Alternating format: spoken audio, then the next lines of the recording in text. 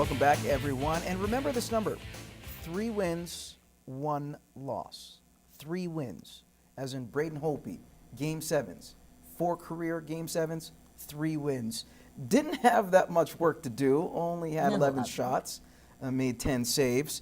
But it seemed like it was a more complete effort from the Washington Capitals they've played in quite some time. And when you look at that Game 7 between both themselves and the Islanders, did the best team win? And I guess we'll start with you, Andrew. Easily. If you can stop a team to 11 shots, you win. Like that to me is like, that's the story. 11 shots in the playoffs is impressive. And the fact the Washington Capitals did it is even more impressive, because when did we talk Washington Capitals in defense? So, yeah, I think they're buying into the system. It's about time they bought into something. Coach. And it's great, because if you look over the course of the coaches they've had, they've started to buy in. When they buy in, they do well. When they don't, they're terrible. So hopefully they remember this going forward, that the team, if they buy into a system and they actually agree with everyone, that's not just about one player or one group, the team actually does as well as a whole. Funny story, Game 7, usually I'm glued to the TV for that stuff. I actually found myself watching the Jays Red Sox game. Actually, I never realized. I was like, oh, it's a Game 7. Yeah, I was kind of going back and forth, so I didn't fully watch the Caps game, but of course seeing highlights and stuff. Anytime you can stop Tavares and shut him out, that's exactly what you said. It all comes down to, hey, guess what? Even guys like Ovechkin, I know you are a goal scorer, but it's not just that. There's no point in you getting 3 points on the night if we're still winding up losing, right? So he's buying into that system, like you said. Everyone is, and Holtby's on his game. This is probably the best he's been playing, and it's always nice to see a local boy, further advance and play on a great team. Tyler Johnson, Tampa Bay, tied the series up. Another 2-goal performance by him. Seems to love playing in Detroit. We'll see what happens when they move to Tampa Bay Wednesday night. Who do you have taking Game 7? You know what? I picked originally Tampa Bay, and I'm going to still stick with them. I think that was a huge, Detroit had the momentum, and then now swinging back to TB. I really do think Tampa will take it, though. Yeah. We'll see if Stamkos scores a goal, too. Well, he needs something. He's a guy that has been a ghost in this series and a cause for concern for the actual organization themselves. It has to be. If you're top scorer, you're paying a lot of money to, and potentially more money to, isn't even showing in the playoffs, Sidney Crosby. It's like you're going to have the same. If you look at what the Penguins do, and Crosby and Malcolm don't show up, and now your top player is not showing up either.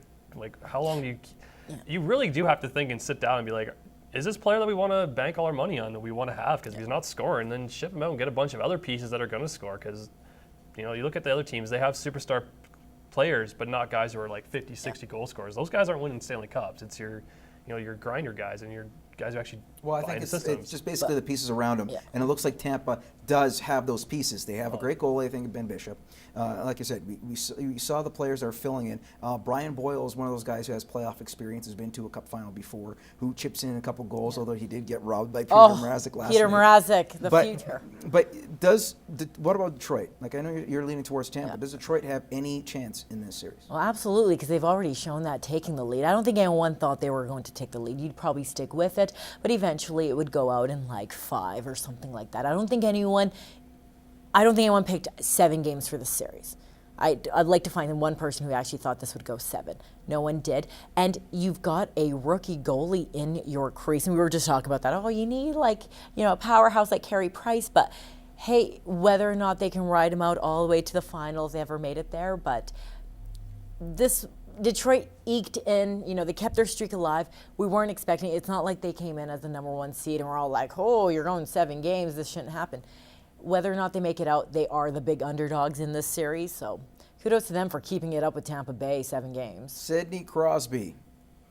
Pittsburgh Penguins are out, but has accepted an invitation to go play at the World Hockey Championship. Smart thing for Crosby. I'm going to let you go, because this is your team. Yeah, I think so. You have to send him. Like, it's about time he goes. Starts representing the country. I know you're a Penguins fan. Wouldn't you be afraid, especially if you're the Penguins organization, to, have an Eric Stahl situation? What happened to him last year?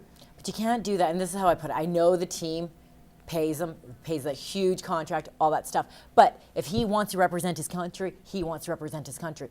For him, why not? You've already won a Stanley Cup. You've already won a couple of Olympic golds.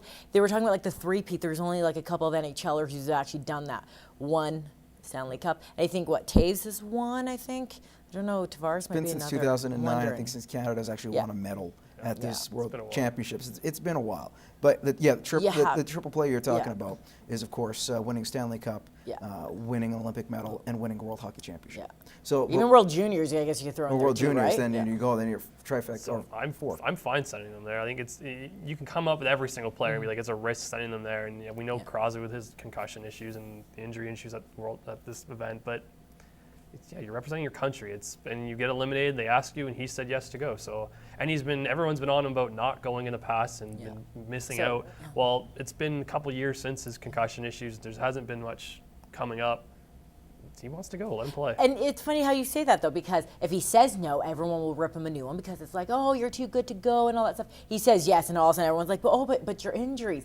He cannot win whether he says yes or no, but this is the biggest win for the World Championship. Okay, how about this? Alex Rodriguez, 649 home runs, just one home run shy of tying Willie Mays for fourth in the all-time home run list. The New York Yankees have kind of shied away from this, their PR, everybody.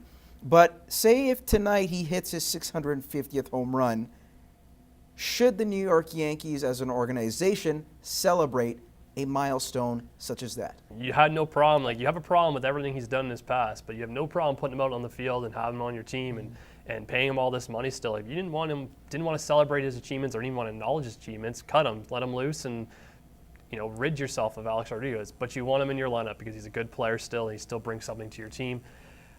I don't think the Derek Jeter-esque, we're not going to have a, monumentous, pull up the gold statue kind of thing. Maybe a nice golf clap for him or something like that. But you've got to do at least something because he's on your team. You're putting him out there. So He The went numbers 0 are for 3 last skewered. night, The and numbers with a are going to be walk. skewered because of the PEDs and all that stuff. But you know what? You put his face up on the big screen. You say congratulations.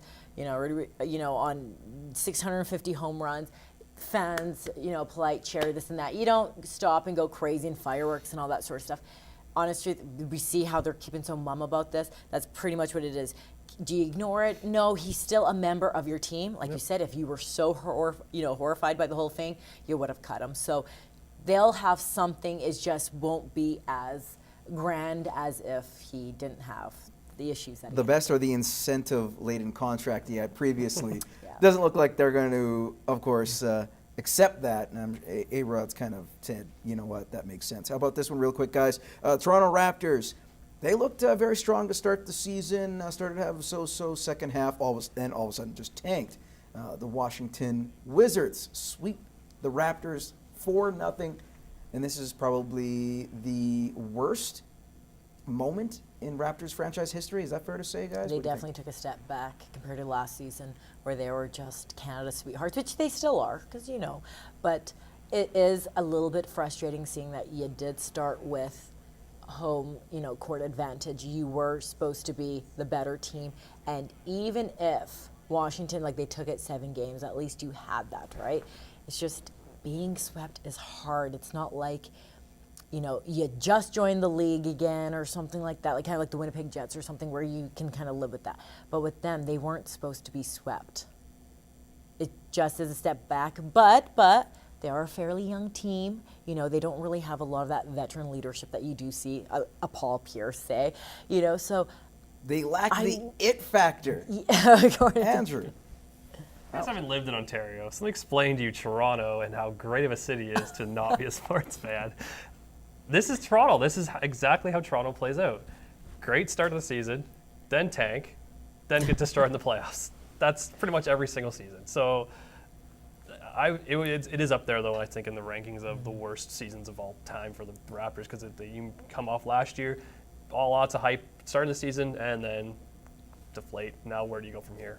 Who knows? Throw your hands up. And we'll get to that in just a few moments. But first, we're going to pay some bills and be back with Lloydminster's favorite game, Over Under, coming up.